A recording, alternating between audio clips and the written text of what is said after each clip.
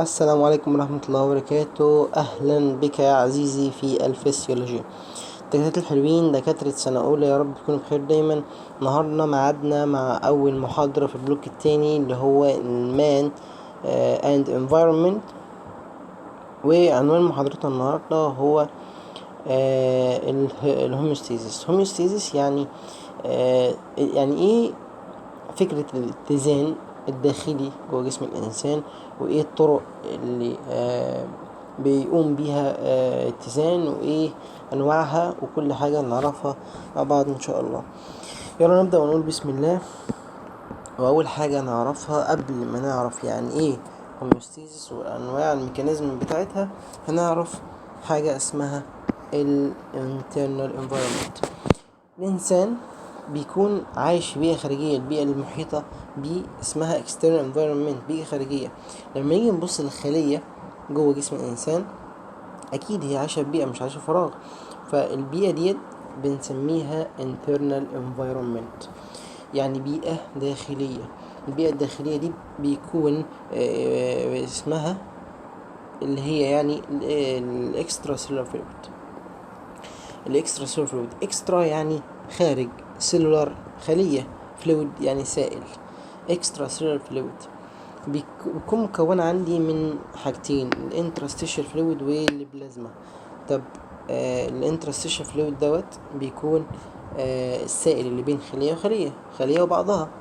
لكن البلازما ده بيكون المكون السائل الفلويد اللي في البلد. طب انا مطلوب مني اعرف ليه؟ انت بتقول لي ليه يا دكتور اعرف الكلام ده كله؟ اقول لك يا عزيزي ان الكلمة هوميوستيزيس او النظام الاتزاني داخل جوه جسم الانسان بيكون مبني على ده، على الاكسترا سيلولار فلويد. انا عايز الخليه يكون في حاله اتزان، لازم الاكسترا سيلولار فلويد اللي بره عندها عنده يكون في حاله اتزان. يعني مثال، لو انا عايز يكون نسبة الايونات جوه الخلية ثابتة او في حالة اتزان، لازم تكون نسبة الايونات في الاكسترا سيلولار فلويد ثابتة وفي حالة اتزان. لان الخلية بتعمل زي حاجة كده اللي هي ايه، هات وخد، بيحصل تبادل بين الخلية وبين الاكسترا سيلولار فلويد. يعني الخلية لو عايزة صوديوم او اي ايون عموما بتاخده من الاكسترا سيلولار فلويد، لو عايزة تطلع حاجة بره الخلية بتطلعه في الاكسترا سيلولار فلويد. تمام. بعد كده هنعرف عندي هنا الهوميوستاتيك كنترول ميكانيزم.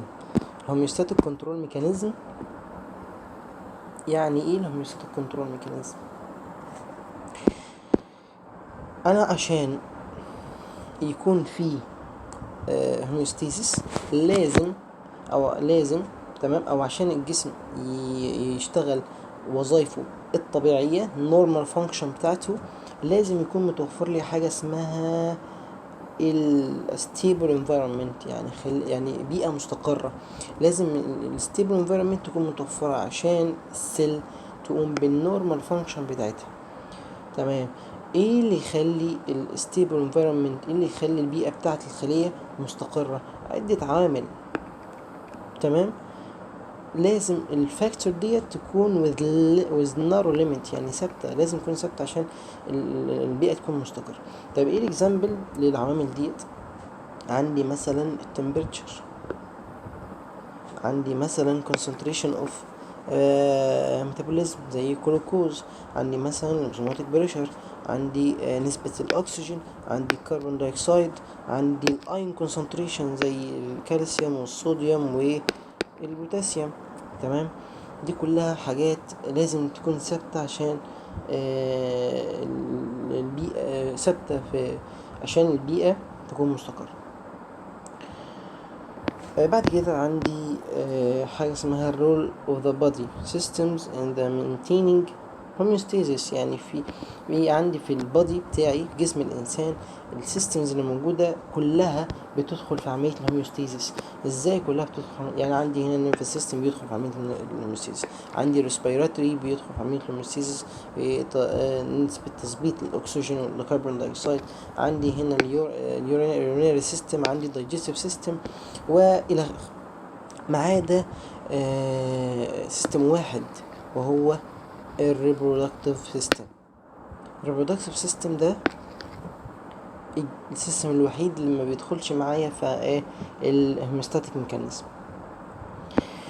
بعد كده عندي ايه هي الهوميوستيزيس. الهوميوستيزيس في البداية تمام هي زي ما احنا قلنا change او تغير بيحصل، فالجسم بيبدأ يعدل او يظبط الجسم على التغير ده. تمام. يبقى احنا هنا قلنا عندي الهوميوستيزيس هي ثبات نسبي. تمام، ثبات نسبي مش ثبات كلي، هي ثبات نسبيا في الانترنال انفايرمنت اللي هي الاكسترا سيلولار فلويد، اختصارها ECF. تمام، عشان السيل تقوم بالفانكشن بتاعتها. دي حاجة تانية عندي ان هي الهوميوستيزيس is not rigid او fixed state، يعني هي مش حاجة ثابتة، مش حاجة fixed، لا بالعكس، ده هي بتدي لي رينج، بيكون في نسبية في الموضوع. بعد كده عندي type of homeostatic control system. type homeostatic control system عندي حاجتين.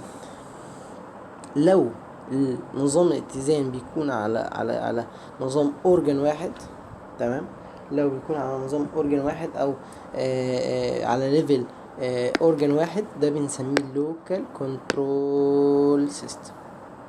لوكال كنترول سيستم. لو الهوميوستيزيس او نظام الاتزان على مستوى كذا سيستم مع بعض، ده بنسميه ده خارج اوتسايد الاورجان، تمام، كذا سيستم مع بعض بنسميه سيستميك كنترول سيستم. تمام. انا عندي دلوقتي ايه هي السيستميك كنترول سيستم.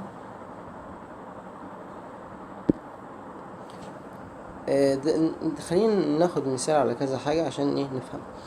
دلوقتي لما يجي يقول لي تمام ان العضلة عندي، اي عضلة عموما في جسم الانسان لما يجي يحصل لها كونتراكشن كتير، انقباضات كتير، فطبيعي العضلة تحتاج اكسجين، تحتاج يوصل لها اكسجين كتير. تمام، فمعنى ان يوصل لها اكسجين كتير، فهيروح لها بلاد سبلاي كتير. تمام، فمعنى كده احنا قلنا العضلة بيحصل كونتراكشن كتير، تمام، حصل مجهود زيادة في العضلة، فالاكسجين خلص، فمحتاجة تتعوض باكسجين، فهيروح لها بلاد سبلاي عشان يغذيها بالاكسجين. فالعملية ديت ده على مستوى العضلة. الاكسجين او البلاد سبلاي اللي هيروح للعضلة، هيروح لعضلة واحدة او هيروح للعضلة معينة، مش هيروح للسيستم كله او لكذا سيستم. تمام، يبقى ده هنسميه عندي لوكال كنترول سيستم. لكن لو مثلا حاجة زي عندي تظبيط درجة الحرارة بتاعت الجسم، بيدخل فيها كذا سيستم زي الدايجستيف سيستم، السويت جلاند، زي عندي الاوتونوميك نيرفس سيستم، بلاد سبلاي، كذا سيستم دخل معايا في في الميكانيزم، فطبيعي ده هنسميه سيستميك كنترول. تمام، اعتقد كده الموضوع واضح بالنسبه لنا. بعد كده الكومبوننت اوف هوميوستاتيك ميكانيزم عندي بيتكون من ايه، او ايه اللي بيحصل عشان تنفذ عمليه الهوميوستاتيك ميكانيزم. عندي اول حاجه اسمها الريسبتورز. الريسبتور ديت بتعرف لي ان في مشكله حصلت، ان في تغير، في ستيمولس حصل في المكان الفلاني. تمام، انا بعرف يعني في مشكله، اللي بيعرف ان المشكله دي في المكان كذا حاجه اسمها الريسبتور. يبقى انا عندي دلوقتي حاجه عرفت ان اللي في مشكله معينه. تمام، الريسبتور ده يبعت لي الانفورميشن، معلومات المشكله ديت. تمام، في للكنترول سنتر.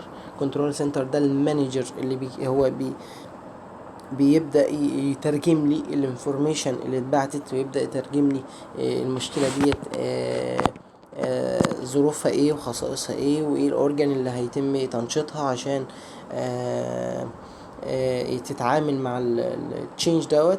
كل حاجة يبدأ ينتجريت الانفورميشن دي تمام. وبعد كده هيبعتها لحاجة اسمها الافكتور. الافكتور دوت هو اللي هيبدأ بقى ينفذ لي الميكانيزم نفسها، هيبدأ يشوف المشكلة ويشوف ويعمل حلها.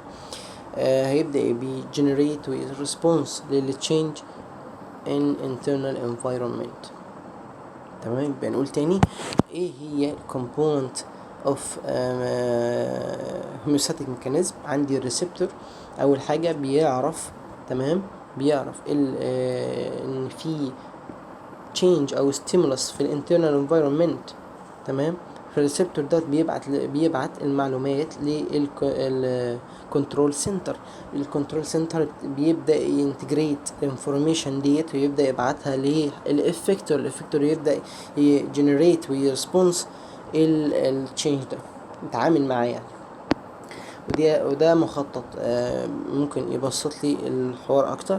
عندي هنا حاجه variable، حاجه فيها تغير، تمام، سواء بالزياده او بالنقصان، تمام. فهنا عندي الريسبتور عرفت ان في ستيمولس هنا، او في المكان المعين في ستيمولس، فيبدأ يبعتها للكنترول سنتر. كنترول سنتر بيبدأ بقى يجنريت انتجريت الانفورميشن اللي اتبعتت له ويبعتها للافكتور. الافكتور يبدأ ياخد بقى يجنريت ويرسبونس للتشينج ده. بعد كده عندي الميكانيزمز اوف هوميوستاسيس. ايه هي انواع الميكانيزم اللي بتقوم بها الهوميوستاسيس؟ عندي 3 انواع: نيجاتيف فيدباك، بوزيتيف فيدباك، وفيد فورورد. يعني ايه نيجاتيف فيدباك وبوزيتيف فيدباك وفيد فورورد؟ هنفهمها كل واحده بالتفصيل، بس ناخد نبذه عنها بسيطه كده. اول حاجه النيجاتيف فيدباك ديت ميكانيزم بتعمل ايه؟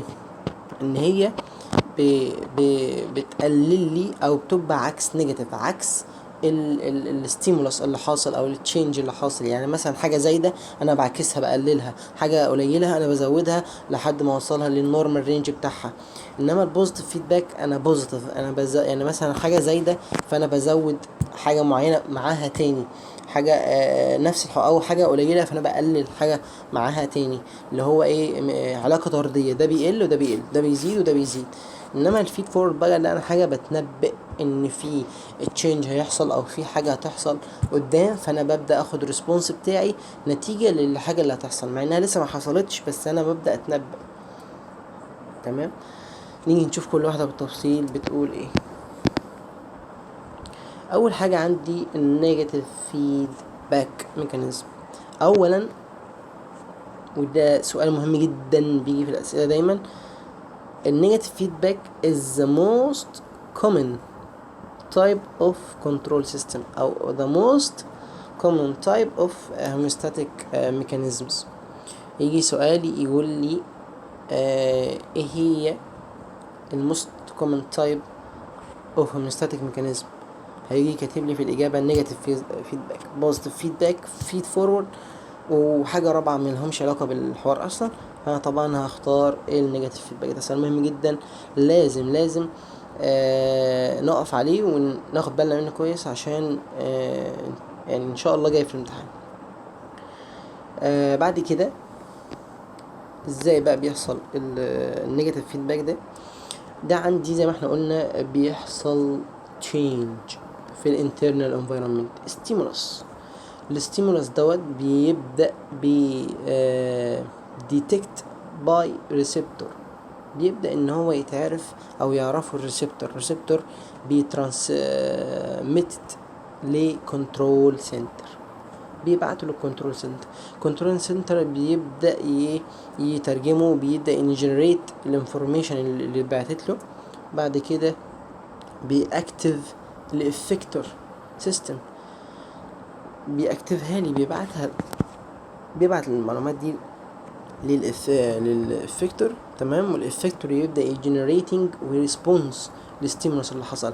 ازاي هيرسبونس؟ ازاي؟ عن طريق ان هو cancel the effect of the stimulus او change. يبقى تاني الحاجة اللي بتميز النيجاتيف فيدباك ان هو بيكنسل the effect of the stimulus، بيقلل او بيوقف الستيمولس ده، سواء هو زايد او قليل. تمام.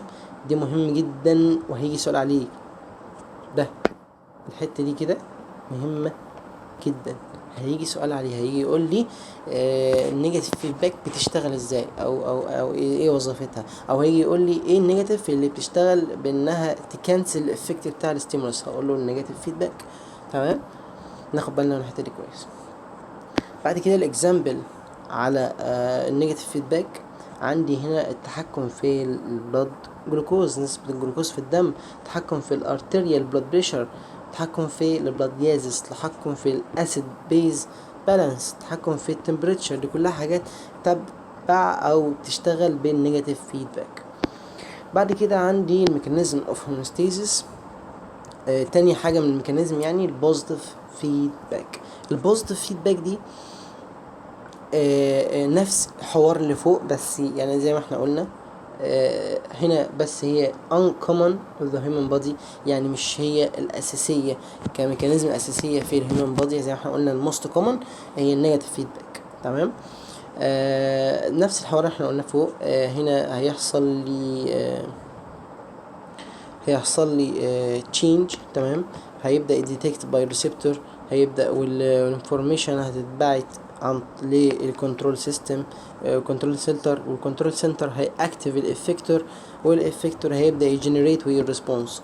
هنا بقى الحتة المختلفة زيادة اللي بتميز البوزيتيف، هيرسبونس ازاي. احنا قلنا في النيجاتيف فيدباك ان هو هيرسبونس بيكنسل افكت اوف الستيمولس، يعني بيكنسل الافكت بتاع الستيمولس او التشينج اللي حاصل.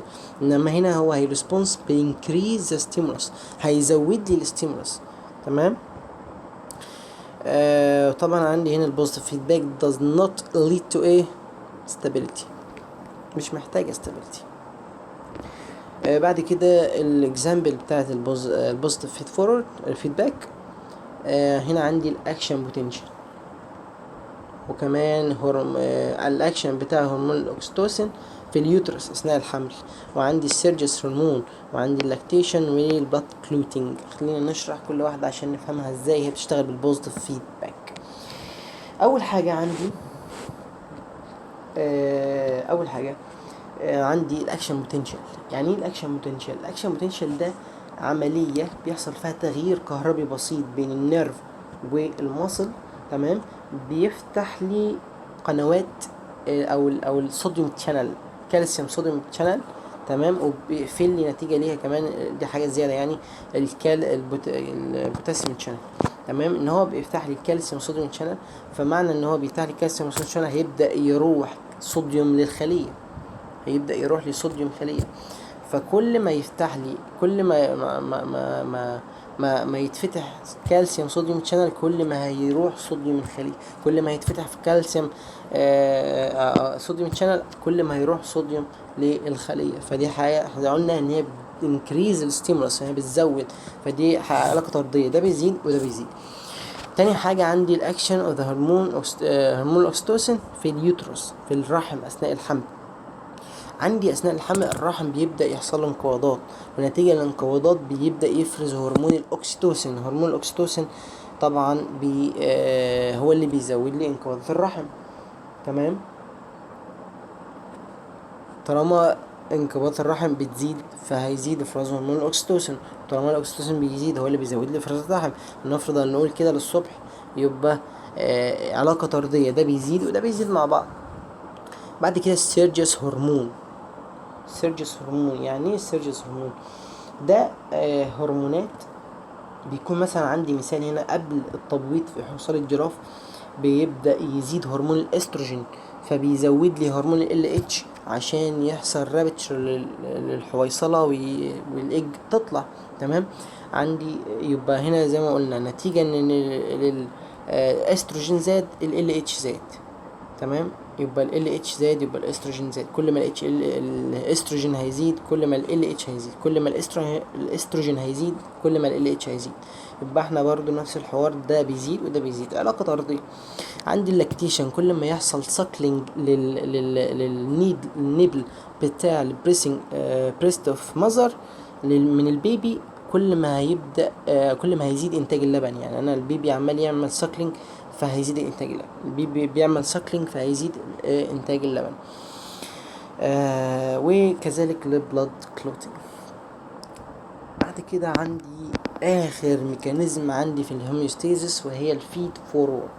الفيد فورورد ميكانيزم، ودي بتشتغل ازاي؟ زي ما احنا قلنا، احنا بنعمل سنس disturbance، احنا بنتنبأ ان في مشكلة حصلت او في change هيحصل او في stimulus هيحصل، بنعمل disturbance، فبنحس ان، وكمان بنعمل، فبنبدأ نعمل corrective action والانتيسبتيس ده change. تمام. ان انا بعمل بعمل ريسبونس النتيجة لحاجة هتحصل قدام، هي لسه ما حصلتش بس هي هتحصل قدام. عندي امثلة هتوضح شوية، زي مثلا الموتور كنترول وريسبونس ان responses in exercise response in acute alerting stimulus و circadian rhythm. عندي هقول بعض الامثلة عشان نفهم يعني ايه الفيد فورورد بتشتغل ازاي. مثلا انا عندي امتحان دلوقتي، انا عندي امتحان كمان ساعتين، نتيجة الامتحان انا لسه ما رحتش الامتحان، انا لسه كان امتحان كمان ساعتين، هيبدأ الاقي نفسي انا توترت، وهلاقي اللي هو انا في توتر عندي، وفي هتلاقي نفسي بتعصب، هتلاقي نفسي بعرق كتير، هتلاقي نفسي انا خايف، مع ان انا لسه ما دخلتش الامتحان وما اعرفش ان الامتحان صعب ولا سهل، بس ده نتيجة لان انا داخل امتحان بيحصل توتر، في ناس عندها بيحصل ركفة وهكذا يعني. حاجة تانية عندي السكاديوم ريزم، ديت حاجة ليها علاقة بالهرمونات، الهرمونات اللي هي ليها علاقة بالضوء، حاجة ليها علاقة بالضوء والظلام. يعني أنا عندي هرمونات بتزيد بالليل، وهرمونات تانية بتزيد بالنهار الصبح يعني. تمام. اللي هو حاجة تنبؤية. بعد كده واخر حاجة عندي بعض مميزات المهمة للهوميوستاتيك كنترول سيستم. بعض المميزات والصفات، اول ميزة ان انا balancing input and output، ان انا بظبط الخارج، انا ما يهمنيش اللي داخل ايه، وما يهمنيش اللي داخل الخارج ايه، وما يهمنيش اللي داخل قد ايه، وما يهمنيش الخارج قد ايه، انا اللي يهمني اللي داخل ايا كان هو ايه يساوي اللي خارج كنسبيا، ان انا ده كده يبقى انا حصل هوموستاتيك ميكانيزم. ودي هي الميزه من ميزات الهوميوستاتيك ميكان سيستم، ان هو بيبالانس الانبوت والاوتبوت، بيظبط لي اللي داخل قد اللي خارج. عندي تاني حاجة عندي it does not overcompensate، يعني انا لما الريسبونس بتاعي ما بيوصلش ما بيزيدش او يقل عن النورمال رينج اللي موجودة. يعني انا دلوقتي ما بي النورمال رينج مثلا رقم معين، انا ما بزيدش الريسبونس بتاعي لما بيحصل، لما الافكتور يعمل ريسبونس لستيمولس معين ما بيزيدش عن النورمال او يقل عن النورمال. عندي حاجة تانية اللي هو الرينج اوف نورمال فاليوم. طبعا هو الستيمولس بيكون في لما الريسبونس بيحصل بيكون في رينج معين مش رقم ثابت، تمام، عشان يقدر يتعامل مع الستيمولس اللي موجود. بعد كده عندي اللي هو اخر حاجة اللي هو كان بي ريست. يعني الهوميوستاتيك كنترول سيستم كان بي ريست، يعني انا في بعض مع بعض يعني استمرار تغير في سيت بوينت. يعني سيت بوينت يكون كل مثلا حاجه، عندي التمبريتشر، عندي البلاد بريشر، عندي الهارت ريت، الحاجات دي كلها بيبقى ليها سيت بوينت معينه، بيبقى ليها رقم ثابت نورمال معروف. تمام. في بعض التغيرات بقى في السيت بوينت ده كل شويه تتغير، كل شويه تقل، كل شويه تزيد. بعض التغيرات مع الوقت بيحصل لي حاجه اسمها ريسيتنج للسيت بوينت ديت، وبيبدا تتغير عن معدلها الطبيعي. تمام. بعد كده عندي حاجه كمان من الميزات اللي موجوده في الهوميوستاتيك سيستم، ان هو بي هو بي عندي حاجه ان هو اسمها ترتيب الاولويات او تسلسل الاهميه. يعني ايه تسلسل الاهميه؟ يعني انا دلوقتي انا حصل عندي تو ستيمولس او تو تشينج مع بعض في الجسم. فتمام، فانا دلوقتي في ستيمولس او في تشينج حصل، مهم ان انا اظبطه عن التشينج التاني. تمام، مش هسيب التشينج المهم واروح اظبط اللي هو التشينج العادي اللي ممكن مش ليه اضرار كفايه، تاني ممكن يكون ليه اضرار اكبر او كده. فان هو اللي انا بهتم اللي ليه اولويه اكتر، انا بعمل له ريسبونس، ليه الافكتور بيعمل له ريسبونس ليه. تمام، دي حته اللي هو ترتيب الاولويه او تسلسل الاهميه في التشينج اللي بتحصل. وكمان عندي من اخر ميزه من ميزات الهوميوستاتيك ميكانيزم، المالتيبل سيستمز. يعني هو بيدخل في كذا سيستم مع بعض. زي مثلا عندي زي المثال اللي انا قلته في اول محاضره، عندي لما اجي اظبط درجه الحراره بيدخل عندي كذا سيستم. بيدخل عندي الريسبيراتوري سيستم، بيدخل عندي السويت جلاند، بيدخل عندي الاوتونوميك نيرفس سيستم، بيدخل عندي عندي ايه تاني، البلاد فيزلز.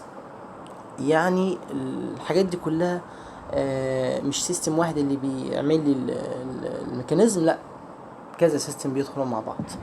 وبكده نكون خلصنا محاضرتنا النهارده، وان شاء الله تكون بسيطه، وهي محاضره سهله، مش فيها حاجه يعني. ان شاء الله تكون سهله معاكم. ان شاء الله معادنا مع محاضره تانية باذن الله في البلوك التاني. والسلام عليكم ورحمه الله وبركاته.